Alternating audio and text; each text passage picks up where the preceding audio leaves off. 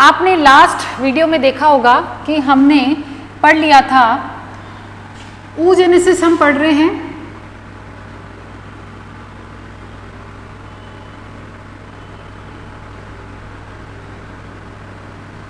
oogenesis पढ़ रहे हैं और उसमें भी हमने 3 स्टेप्स हमने देखे थे।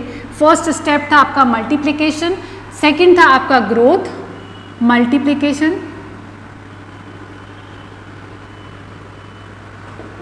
ग्रोथ सेकंड है, and the third one is maturation.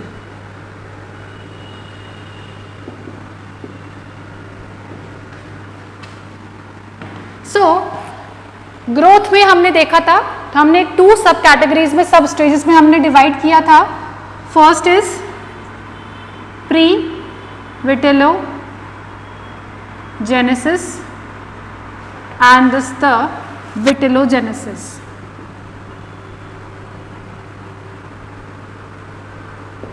ये हमने पढ़ा था और प्री विटेलोजेनेसिस भी पढ़ लिया था, एंड विटेलोजेनेसिस में हमने पढ़ लिया था, योग का टाइप पढ़ लिया था, एंड योग का टाइप भी हमने पढ़ लिया था।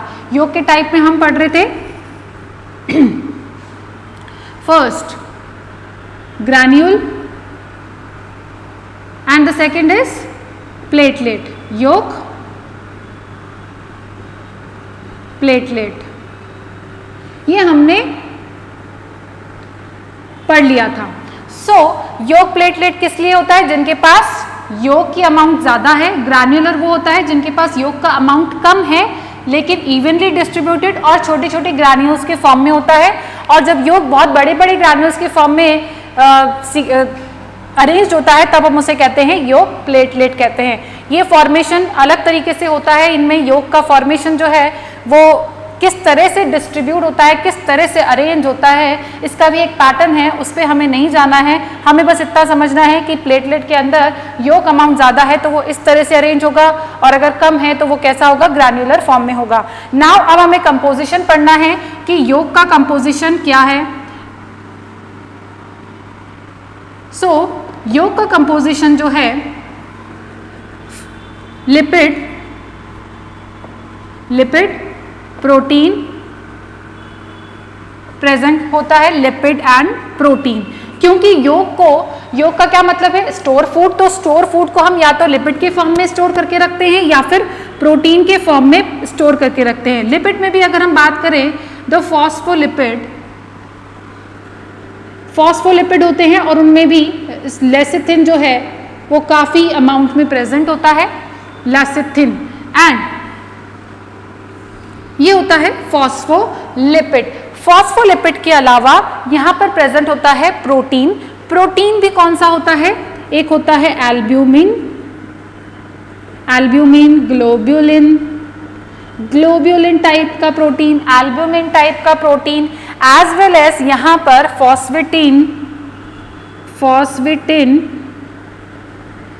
भी प्रेजेंट होता है। It is a type of a protein. And यहां पर एक और है lipovitellin. Okay, so these are the composition of the yolk, and some amount में, बहुत ही ज्यादा नहीं लेकिन कार्बोहाइड्रेट जो है सम अमाउंट, बहुत ही लेस अमाउंट में होता है, क्योंकि कार्बोहाइड्रेट जो है वो इंस्टेंट एनर्जी देता है, लेकिन एग के अंदर काफी टाइम तक जो एनर्जी है उसे हमें काफी टाइम तक, लॉन्ग टर्म तक हमें स्टोर करके रखना है। तो उसके लिए हम क्या करते हैं? लिपिड और प्रोटीन फॉर्म में उसको क्या करके रखते हैं? स्टोर करके रखते हैं। इससे हमें एनर्जी ज्यादा मिलती है।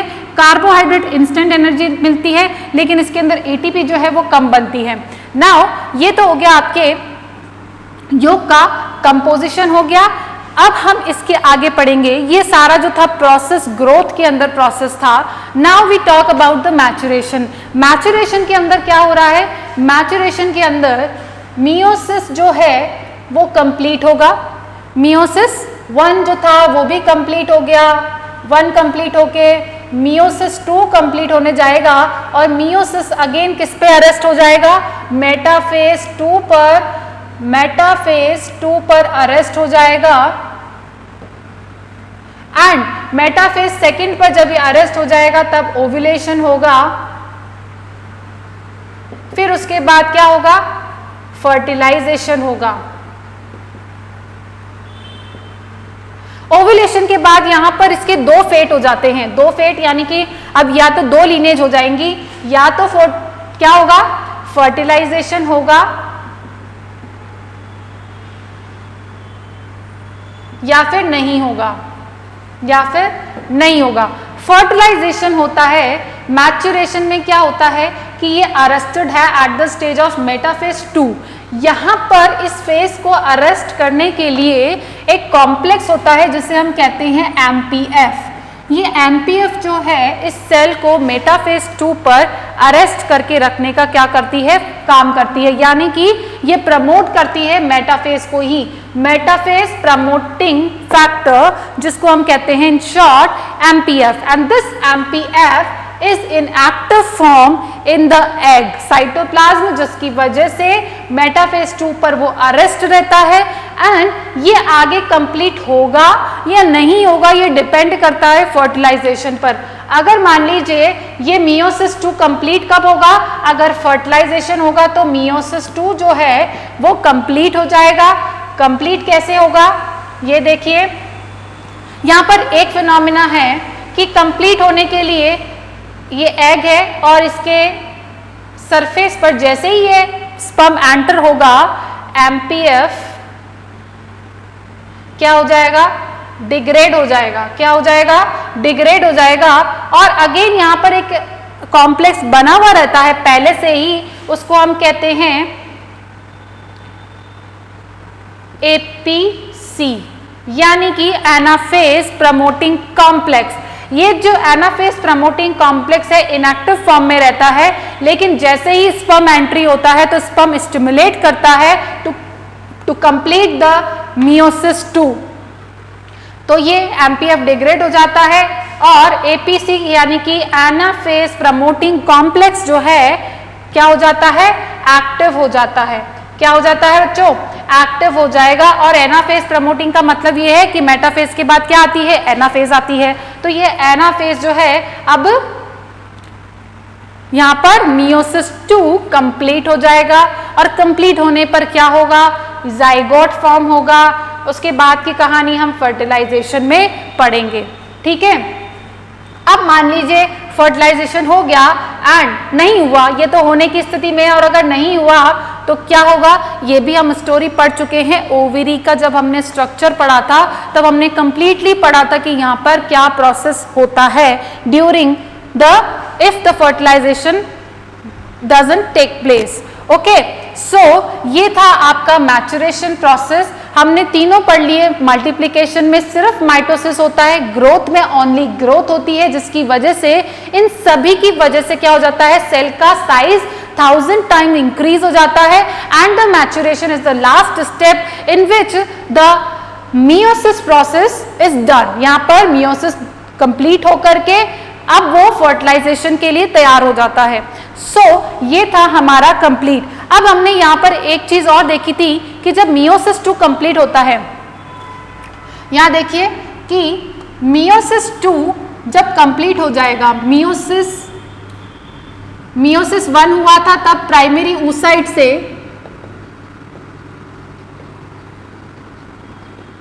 मियोसिस 1 हुआ प्राइमरी oocyte में, तो क्या बनेगा? Secondary oocyte। मियोसिस 1 हुआ, हमने कहा था ये एक लार्ज सेकेंडरी oocyte बनी और इसको हमने कहा था पोलार बॉडी, जो कि क्या हो जाती है? डिजनरेट हो जाती है ना। ह्यूमंस के अंदर पोलार बॉडी में फर्दर कोई डिवीजन नहीं होता है, ये डिजनरेट हो जाती है, लेकिन अदर एनिमल्स में ये एज इट इज पड़ी रहती है। जब अगेन सेकेंडरी oocyte के अंदर क्या होता है? मियोसिस 2, यहाँ पर मियोसिस 2 होगा तो अगेन एक लार्ज सेल बनेगी और एक स्मॉल सेल बनेगी। इसको हमने कहा है पोलार बॉडी और इसे हमने कहा है ओवम कहेंगे। यानी कि जब कंप्लीट हो जाएगा मियोसिस 2 कंप्लीट होने पर एक अलग से सेल बनेगी, लार्ज सेल बनेगी जिसको हम ओवम कह रहे हैं, एग कह रहे हैं, और एक स्मॉल सेल बनेगी जिसको हम पोलार बॉडी कह रहे हैं।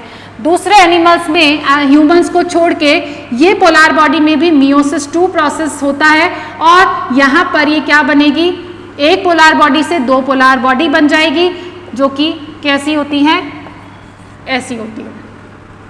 ठीक है, तो यहां पर हो क्या रहा है, एक प्राइमरी oocyte से ओनली एक ही ओवम बन रहा है, एक प्राइमरी oocyte से ओनली 1 ओवम बन रहा है, जबकि हमने क्या देखा था, स्पर्मेटोजेनेसिस के अंदर एक प्राइमरी स्पर्मेटोसाइट से 4 स्पर्मेटिड और स्पर्म्स बन रहे थे। ठीक है, बाकी के 3 क्या हैं, पोलर बॉडीज है, तो यहाँ पर 3 पोलर बॉडीज बनती हैं। फाइन, ये हमारा यहाँ पर ये प्रोसेस जो है कंप्लीट हो गया है। अब इसके बाद हम पढ़ेंगे टाइप ऑफ द एग्स पढ़ेंगे। ठीक है,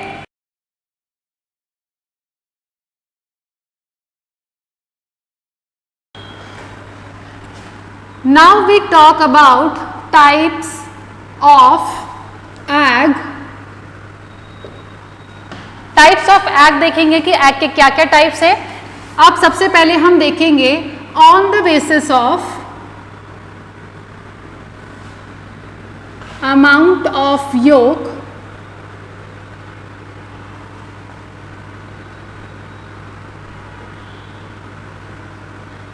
in the egg।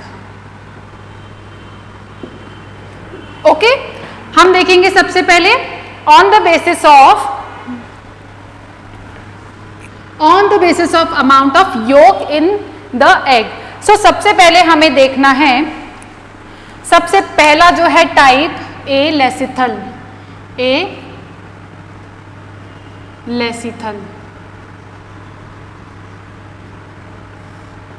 Lecithal type है। सेकंड है माइक्रोलेसिथल,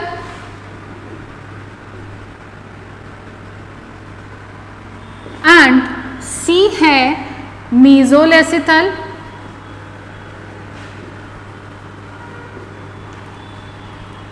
एंड डी है मैक्रो और मेगा लेसिथल।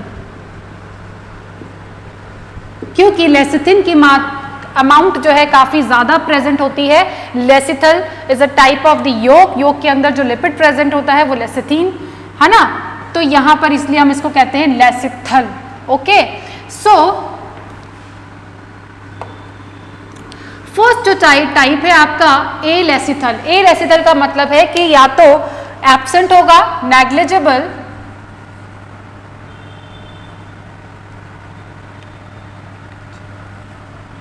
नेग्लिजिबल और एब्सेंट ऑफ योग जो है या तो वो क्या होगा, नेग्लिजिबल अमाउंट में होगा और या फिर क्या होगा, एब्सेंट होगा। इसका एग्जाम्पल क्या है, इसका एग्जाम्पल है ह्यूमन। सबसे बेस्ट एग्जाम्पल याद रखना है ह्यूमन। नाउ माइक्रोलेसिथल का मतलब है कि योग जो है प्रेजेंट इन सम अमाउंट, योग प्रेजेंट इन सम अमाउंट, कुछ फ्यू, बहुत ही थोड़ा, लिटिल बिट अमाउंट यहां पर प्रेजेंट होता है। और ऐसे कौन से एनिमल्स हैं जिनके अंदर ये प्रेजेंट होता है, ये प्रेजेंट होता है सी अर्चिन एंड एम्फियोक्सिस में। ये होता है किनके अंदर, sea urchin and amphioxus.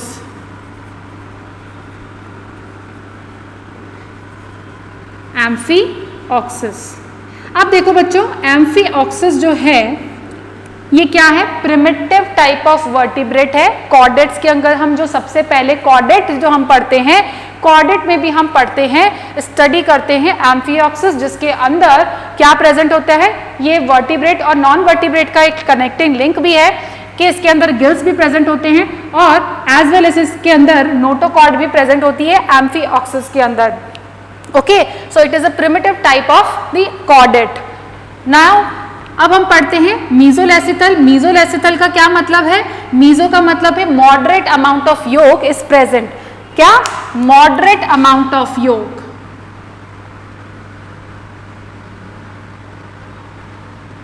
Moderate amount of योग, ना तो ज्यादा ना ही कम, इज प्रेजेंट।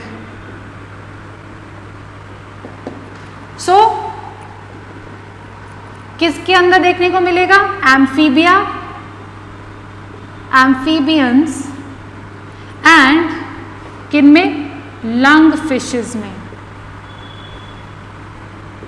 ओके, नाउ मैक्रोलेसिथल की बात करें या फिर मेगालेसिथल की बात करें तो मैक्रो एंड मेगालेसिथल के अंदर higher amount of yolk is present, higher amount of yolk is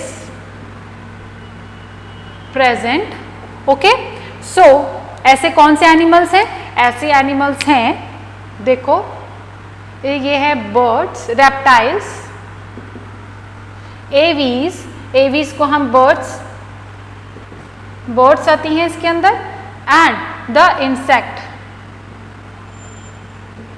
okay, ये बहुत ही सिंपल सा कॉन्सेप्ट है। इस पे कई बार क्वेश्चन बन जाते हैं कि एलेसिथल या फिर कहे मीजोलेसिथल, मैक्रोलेसिथल एनिमल्स कौन से होते हैं जिनके अंदर योक अमाउंट क्या होता है? बहुत ज्यादा होता है। बहुत ही सिंपल सा कॉन्सेप्ट है, रटना नहीं है, थोड़ा सा समझना है। हाई अमाउंट याद रख लो, रेप्टाइल्स, और ये नॉर्मली जो आपने एग्स देखे, अगर कोई एग्स खाता है तो भी कोई पता ही होगा उनको कि उनके अंदर योग अमाउंट काफी ज्यादा रहता है, वो बर्ड का होता है। और बर्ड कहाँ किसके अंदर रिलाई करती है? हायर अमाउंट ऑफ योग वाले मैक्रो मेगालेसिथल योग एग के अंदर आते हैं। नाउ ये हो गए हमारे 4 टाइप, किसके? On the basis of amount of योग इन द एग। नाउ अब हम बात करेंगे डिस्ट्रीब्यूशन ऑफ द योग इन द एग। हम क्या बात करेंगे? Distribution. Now we will talk about the distribution of yolk in the egg। ये थे हमारे किसके बेसिस पर? योग की अमाउंट के बेसिस पर।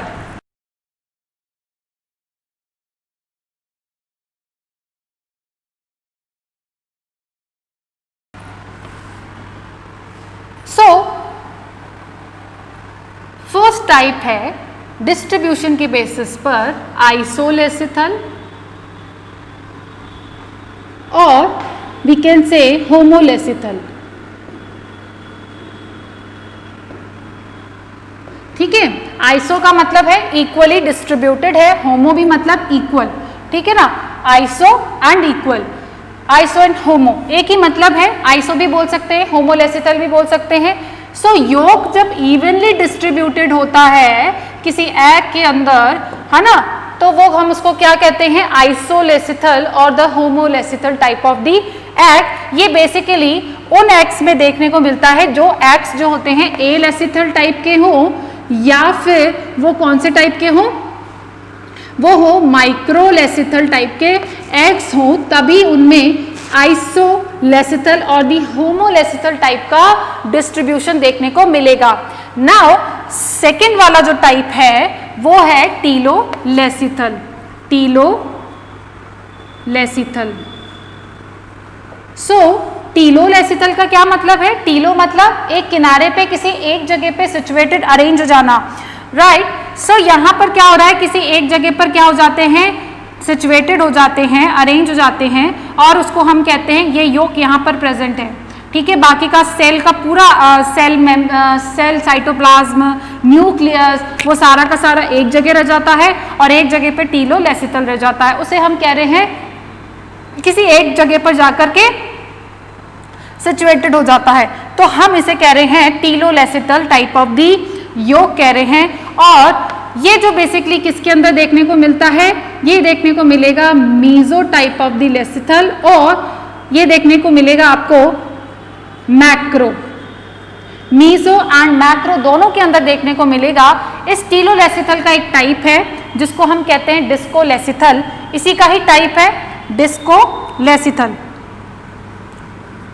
इसको हम अलग ही लिख लेते हैं, सेम ही है, डिस्कोलेसिथल, ये इसी का ही टाइप है। डिस्कोलेसिथल जो है वो कौन से एग होते हैं? उनके अंदर क्या होता है? एग जो है एक पोल पर सिचुएटेड हो जाता है, ये पूरा योग अमाउंट है यहाँ पर अरेंज हो जाता है एक पोल पर, एंड यहाँ पर भी सेम ऐसे ही हो रहा है। लेकिन डिस्कोलेसिथल में क्या हो रहा है? यहाँ पर डिस्कोलेसिथल में जो जब फर्टिलाइजेशन के बाद जब क्लीवेज होता है, तो क्लीवेज अगर हम ऊपर से देखें तो जो सेल्स होती है वो एक डिस्क फॉर्म में अरेंज होती है, वो आपको ऐसे दिखाई देंगी और वो केवल इतने से एरिया में अरेंज होती हैं और इतने से एरिया के अंदर ही एम्ब्रियो का डेवलपमेंट होता है। ठीक है, तो यहाँ पर योग प्रेजेंट है जो कि एक पूरे पोल पर प्रेजेंट है और इसे हम कहते हैं, एक जगह पे जब सिचुएटेड है ये योग, तो इसे हम कह रहे हैं वेजिटल पोल कह रहे हैं, एंड इसे हम कह रहे हैं जहाँ पर डेवलपमेंट हो रहा है एम्ब्रियो का, उसे हम कह रहे हैं एनिमल पोल, या फिर हम कहें जहाँ पर क्लीवेज प्रोसेस हो रहा है ना, उसे हम कह रहे हैं एनिमल पोल बोल रहे हैं। सो यहाँ पर भी सेम यही बात है, ये वेजिटल पोल है और दिस इज द एनिमल पोल है।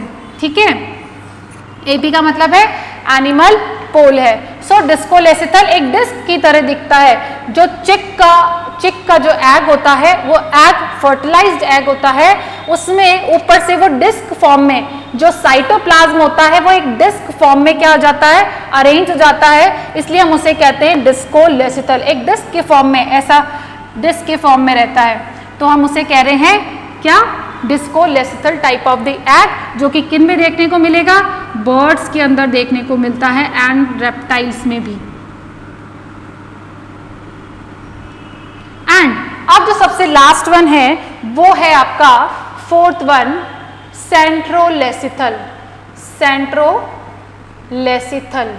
अब ये जो सेंट्रोलेसिथल है यहाँ पर भी योग का अमाउंट सेम वही है, ज्यादा है।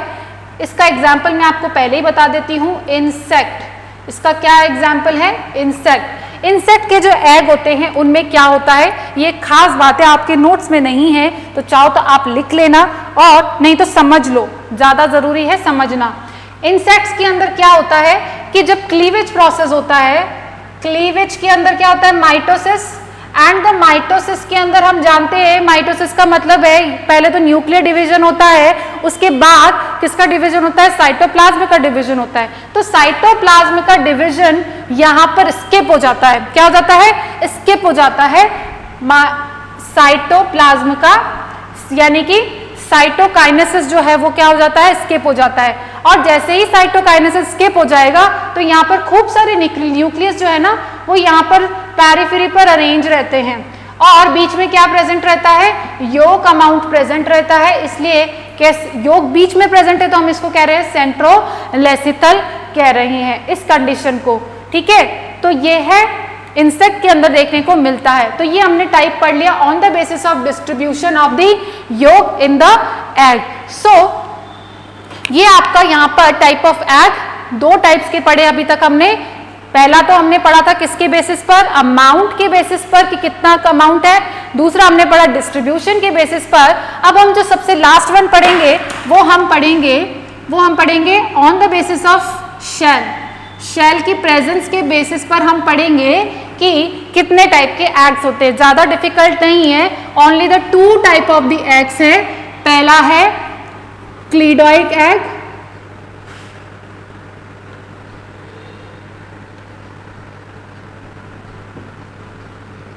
and the second is non-cleidoic egg.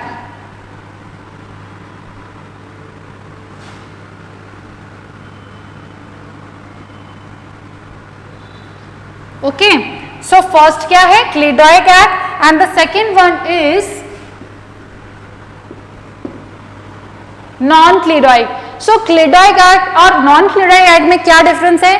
cleidoic egg वो होते हैं ऐसे एनिमल्स जो कि टेरेस्ट्रियल पर ग्रो करते हैं, यानी कि ऐसे एनिमल्स जिनका development, embryonic development out of the body होता है, तब हम उसे उनके अंदर एक अडप्शन होता है, उसे हम कहते हैं शेल का आउटर एक हार्ड कवरिंग बन जाती है, एग के बाहर आउटर कवरिंग हो जाती है जो कि हार्ड नेचर की होती है और वो किसकी बनी हुई रहती है, कैल्शियम कार्बोनेट की बनी हुई रहती है।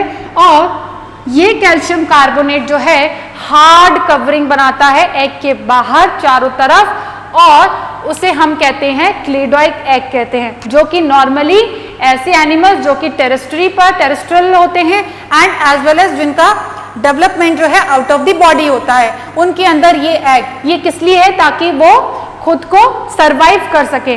ये किस लिए है, अगर सरवाइव कर सकें, और जो साइटोप्लाज्म है वो जो एग है डेसिकेटिंग से बचने के लिए, है ना, उसको ड्राई होने से बचाने के लिए वहां पर हार्ड कवरिंग की जाती है। वो हार्ड जो कवरिंग होती है वो केवल उसमें पोर्स प्रेजेंट होते हैं, और वो जो पोर्स होते हैं गैसेस एक्सचेंज के लिए ही परमिएबल होते हैं। So second one is non cleidoic egg ऐसे होते हैं जो कि या तो एक्वाटिक एनिमल्स है, और या तो फिर कैसे होंगे जिनके अंदर एम्ब्रियोनिक डेवलपमेंट है वो कैसा हो रहा है, वो बॉडी के अंदर हो रहा है, फीमेल बॉडी के अंदर हो रहा है, उनके अंदर किसी भी टाइप का आउटर कवरिंग, हार्ड कवरिंग नहीं होता है, उन्हें हम कहते हैं non cleidoic type of the egg कहते हैं। तो ये यहाँ पर आपके टाइप हो गए कंप्लीट एग के। ओके, सो अब हम बात करते हैं, अब हम बात करेंगे स्ट्रक्चर ऑफ दी oocyte की। स्ट्रक्चर के oocyte के बारे में हमने पढ़ चुके हैं कि उसका स्ट्रक्चर कैसा होता है। अभी हमें पढ़ना है कि उसके अंदर कौन कौन सी मेम्ब्रेन्स प्रेजेंट होती हैं, आउटर मेम्ब्रेन्स हमें पढ़नी है। सबसे पहले हमें पढ़ना है, हम इसकी मेम्ब्रेन्स पढ़ेंगे। फर्स्ट मेम्ब्रेन जो है वो है primary membrane, secondary membrane and tertiary membrane. तीनों को हम देखेंगे कौन कौन सी मेम्ब्रेन है और कौन इसको सीक्रेट करता है, कौन इसका फॉर्मेशन करता है।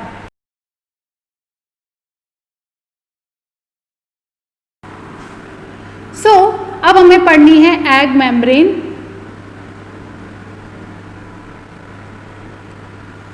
एग मेम्ब्रेन जो हम पढ़ेंगे, एग मेम्ब्रेन oocyte के स्ट्रक्चर में जो न्यूक्लियस होता है oocyte का, जो कि फर्टिलाइजेशन से पहले जो न्यूक्लियस होता है उसे हम कहते हैं जर्मिनल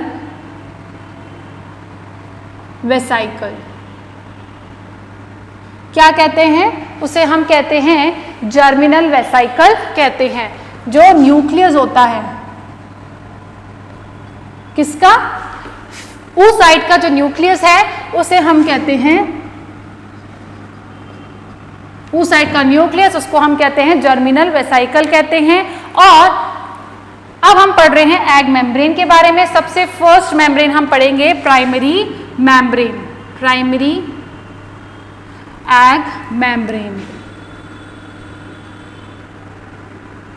ये मेम्ब्रेन वो होती है जो कि एग खुद रिलीज करती है। एग यानी कि oocyte जो है वो खुद रिलीज करती है, सीक्रेट करती है, प्राइमरी एग मेम्ब्रेन बनाती है, उसे हम कहते हैं प्राइमरी एग मेम्ब्रेन। जो oocytes उसको सीक्रेट करती हैं, उसका सिंथेसिस करती हैं, वो होती हैं प्राइमरी एग मेम्ब्रेन। और ये प्राइमरी एग मेम्ब्रेन कौन कौन सी हैं?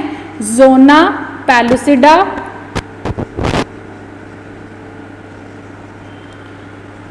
सेकंड है आपके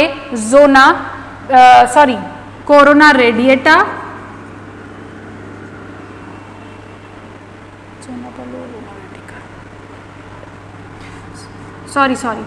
zona pellucida and zona radiata जो है वो प्राइमरी ही है। ज़ोना रेडिएटा जो है वो क्या है? oocyte प्राइमरी एग मेम्ब्रेन ही है, first and second. And the third one is vitelline membrane. क्या है? विटिलाइन मेम्ब्रेन जो है वो क्या है? प्राइमरी एग मेम्ब्रेन है। और ये कौन सीक्रेट आउट करती है? oocyte करती है। सेकेंड अगर हम बात करें सेकेंड एग मेम्ब्रेन की तो वो है secondary egg membrane. Secondary egg membrane वो होती है जो कि सीक्रेट करती है, secreted by ovary, secreted by ovary. ऐसी कौन सी है जो कि रिलीज करती हैं? वो है कोरोना रेडिएटा, कोरोना रेडिएटा। मैंने आपको बताया था जो कोरोना रेडिएटा है वो फॉलिक्यूलर सेल्स जो है, और ये फॉलिक्यूलर सेल्स किसकी होती है? ओवेरी की होती हैं। और ये फॉलिक्यूलर सेल्स जो हैं एक के चारों और एक और मेम्ब्रेन बनाती है जिसको हम कहते हैं कोरोना रेडिएटा कहते हैं। And the second one is the chorion. Chorion भी है, एक टाइप की मेम्ब्रेन है, ठीक है। ये कॉरियन जो है कौन रिलीज कर रहा है? ये कर रहा है ओवेरी। तो यहाँ पे क्वेश्चन बन सकता है कि कौन सी मेम्ब्रेन है जो कि oocyte बनाती है और ऐसी कौन सी मेम्ब्रेन है जो ओवेरी बनाती है। ठीक है, तो ये यहाँ पर ध्यान रखना है, वेरी बेसिक है, बहुत सिंपल है, इसमें कुछ भी याद नहीं रखना है, रटना नहीं है। Okay, now third one is the tertiary egg membrane. ये टर्शरी एग मेम्ब्रेन है, इसको कौन सीक्रेटेड करता है? ये सीक्रेटेड बाय यूट्रस और फैलोपियन ट्यूब जब इसे रिलीज करता है तो हम इसे कहते हैं tertiary membrane. And this tertiary membrane is, इसको नाम अलग अलग दिए हुए हैं, जेली कोट, इसको नाम दिया गया है जेली कोट। ये कैसा है? और या फिर शेल जो है, जो हमने पढ़े थे, शेल जो होती है, आउटर कवरिंग होती है, वो कौन बनाता है? यूट्रस बना रहा है, और या फिर फैलोपियन ट्यूब उसका फॉर्मेशन कर रही है। जनरली ह्यूमंस के अंदर टर्शरी मेम्ब्रेन प्रेजेंट नहीं होता है, वो प्राइमरी या फिर सेकेंडरी एग मेम्ब्रेन ही प्रेजेंट होती, दोनों ही प्रेजेंट होती हैं, प्राइमरी एंड सेकेंडरी। अब अगर हम ह्यूमन की बात करें, ह्यूमन का एग का साइज कितना होता है? एग का साइज होता है 0.1 mm, उसका साइज होता है ह्यूमन के एग का। ह्यूमन एग साइज क्या होता है? 0.1 mm होता है। अब यहाँ पर अगर हम मेम्ब्रेन की बात करें तो ह्यूमन के अंदर जो मेम्ब्रेन प्रेजेंट होती है वो कौन सी होती है? वो होती है जोना पेलुसिडा। जोना पेलुसिडा जो है वो ह्यूमंस के अंदर प्रेजेंट होती है, और ये प्राइमरी टाइप की है, ओवम रिलीज करती है, या फिर आप इसको oocyte भी कहें, ओवम कहें, है ना, ये रिलीज करती है। ये है प्राइमरी एग मेम्ब्रेन जो कि ह्यूमंस के अंदर प्रेजेंट होती है। नाउ दूसरी कौन सी है? Corona radiata. कोरोना रेडिएटा है, ये भी ह्यूमंस के अंदर बनती है और ये रिलीज करती है फॉलिकुलर सेल्स, ये भी ह्यूमंस के अंदर प्रेजेंट होती है। टर्शरी मेम्ब्रेन जो है वो एब्सेंट होती है ह्यूमंस के अंदर। सो ये हमारा यहाँ पर oogenesis जो है पूरा कंप्लीट हो गया है। अब हम नेक्स्ट पढ़ेंगे फर्टिलाइजेशन नेक्स्ट लेक्चर में। ओके, आपको कोई भी डाउट हो, कुछ समझ में नहीं आ रहा है लेक्चर में, कहीं अटक रहे हो, कोई भी प्रॉब्लम हो, तो you can ask me through the Drona app. ठीक है, आपको कोई भी डाउट हो, आप बेझिझक होकर मुझसे बोल सकते हैं कि मैम हमें ये टॉपिक बिल्कुल समझ में नहीं आया है, आप पूछ सकते हो। ठीक है, मैं आपको दोबारा एक्सप्लेन कर दूंगी, लेकिन आपको झिझकना नहीं है। आपको नहीं समझ में आता है तो प्लीज़ बोलिए, और जहाँ पे भी डाउट है आप मुझसे वहीं पर डायरेक्टली पूछ सकते हैं, मैं आपको वहाँ पर आंसर दे दूंगी। तो ये था हमारा क्या, अभी तो आपके एग्जाम्स हैं तो अभी आप इसकी प्रिपरेशन कीजिए। ठीक है।